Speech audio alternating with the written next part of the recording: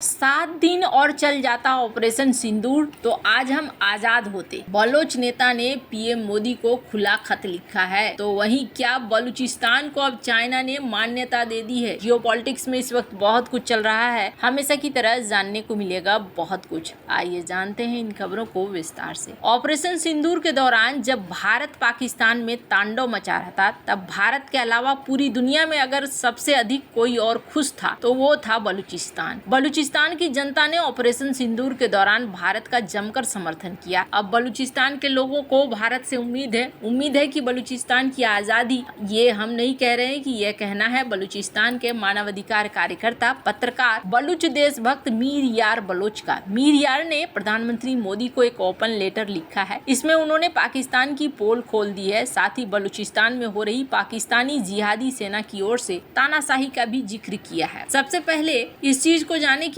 क्या है उस ओपन लेटर में, तो यहाँ पर आप देख सकते हैं उनके इस ट्वीट को। 28 मई 2025 को मीर यार बलूच ने एक्स पर एक ट्वीट लिखा, जिसमें उन्होंने पीएम मोदी के लिए लेटर लिखा है, जिसमें मीर यार बलूच लिखते हैं, माननीय नरेंद्र मोदी जी, बलूच राष्ट्र की ओर से ये खुला पत्र आपको लिखा जा रहा है। ठीक 27 साल पहले 28 मई 1998 को पाकिस्तान की जिहादी सेना ने हमारे खूबसूरत बलूचिस्तान की रास को पहाड़ियों में 6 परमाणु परीक्षण किए। नवाज शरीफ सरकार के साथ मिलकर पाकिस्तानी सेना ने हमारी इच्छा या सहमति के बिना इन पवित्र पहाड़ों को विनाशकारी विस्फोटों का अड्डा बना दिया। इन परीक्षणों ने हमारी जमीन को जहरीले रेडिएशन से भर दिया। उसके दुष्परिणाम आज भी हमारे लोग भुगत रहे हैं। इन विस्फोटों से चगाई और रासकोह की पहाड़ियों में आज भी बारूद की गंध से जिंदगी बर्बाद है। हमारी माताएं आज भी असामान्य बच्चों को जन्म दे रही हैं, जिनमें शारीरिक और मानसिक अक्षमताएं हैं। लाखों एकड़ खेती की जमीन बंजर हो गई है। पशु वन्य जीवों पर खतरा बढ़ गया है।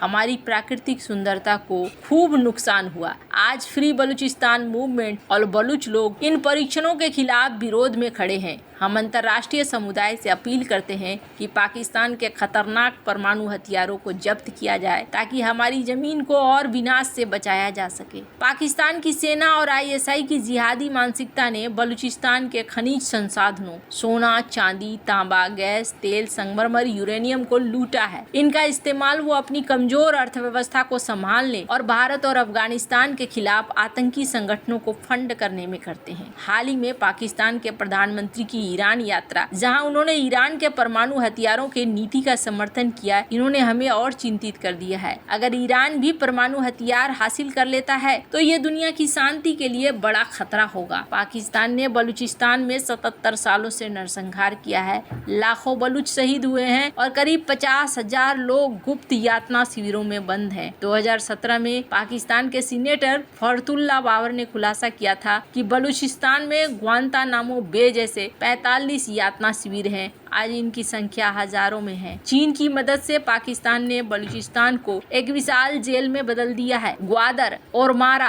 और जिवानी में चीनी नौसेना की मौजूदगी और ग्वादर में एशिया का सबसे बड़ा हवाई अड्डा इसका सबूत है। भारत से अपील, माननीय प्रधानमंत्री, 15 अगस्त 2016 को लाल किले से आपके भाषण ने 6 करोड़ बलूचों का दिल जीत लिया। हमने ऑपरेशन सिंदूर का समर्थन किया क्योंकि हम जानते हैं कि आतंकवाद की जड़ पाकिस्तानी सेना को खत्म किए बिना ये समस्या हल नहीं होगी।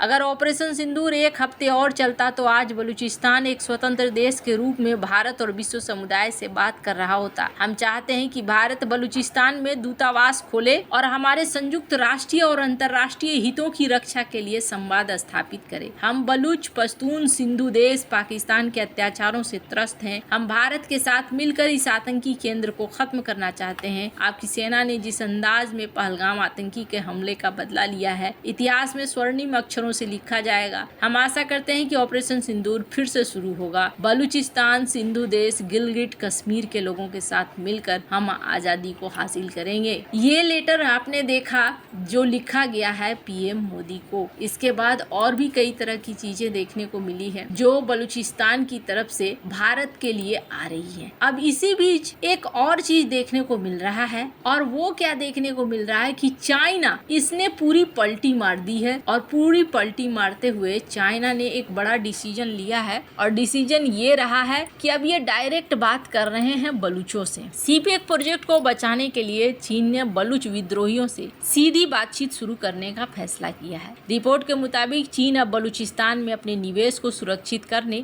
और रुके हुए सीपेक पर प्रगति को तेज करने के लिए पाकिस्तानी सेना को दरकिनार करते हुए बलूच समूहों से सीधे जुड़ने का फैसला किया है। चीन का ये नया रुख हाल ही में पाकिस्तान के रक्षा मंत्री ख्वाजा आसिफ की बीजिंग यात्रा के दौरान चीन की तरफ से साफ शब्दों में कहा गया। चीन ने यह कदम इसलिए उठाया है क्योंकि सीपेक पर लगातार बलोच विद्रोहियों के हमले हो रहे हैं, जिसकी वजह से ग्वादर बंदरगाह, रेको दी खनन परियोजना जैसे प्रमुख प्रोजेक्ट करीब करीब ठप पड़ गए हैं। इसके अलावा अमेरिका की बलूचिस्तान के खनिज संसाधनों में बढ़ती दिलचस्पी से चाइना परेशान दिख रहा है। चीन ने सीपेक प्रोजेक्ट में 60 अरब डॉलर से ज्यादा निवेश किए हैं, लेकिन बलूच विद्रोही लगातार चीनी कर्मचारियों, चीनी प्रोजेक्ट्स पर हमला करते हैं। चीनी इंजीनियर्स को बलूच विद्रोही मौत के घाट उतार चुके हैं। लिहाजा चीन किसी भी हाल में अपने प्रोजेक्ट को बचाना चाहता है, लेकिन बलूच विद्रोहियों से सीधी बातचीत करने का मतलब यह है कि चीन अब पाकिस्तान की संप्रभुता का अपमान कर रहा है। उसका पाकिस्तान की सरकार पर रत्ती भर भी भरोसा नहीं रह गया है। CNN न्यूज 18 के मुताबिक चीन BRI से जुड़े बाकी देशों के बीच पॉजिटिव संदेश देने के लिए